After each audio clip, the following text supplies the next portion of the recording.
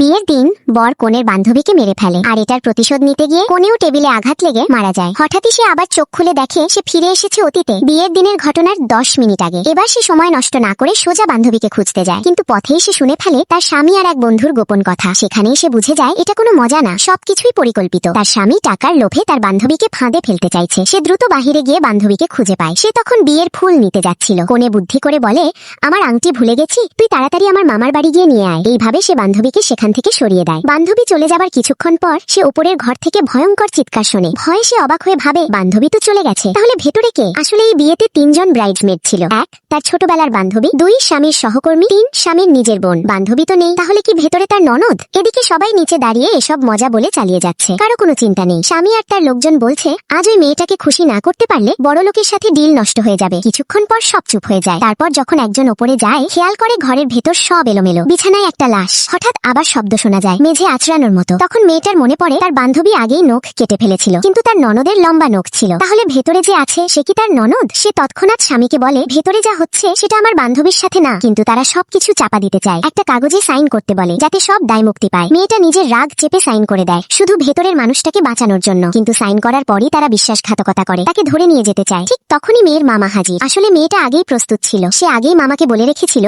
যদি 10 মিনিট অন্তর ফোন না পায় তাহলে যেন লোক নিয়ে চলে আসে। ঠিক তখনই তার মামা লোকজন নিয়ে হাজির হয়। সে সব ঘটনা খুলে বলে আর দ্রুত ওপরে গিয়ে দরজা ভাঙতে বলে, কিন্তু শাশুড়ি বাধা দেয়। ভেতরে কনের বান্ধবী বিশ্রাম নিচ্ছে। ঠিক তখনই সেই বান্ধবী বাইরে চলে আসে, একদম সুস্থ অবস্থায়। সবাই স্তব্ধ। তাহলে ওপরের ঘরে যে ছিল সে আসলে কি?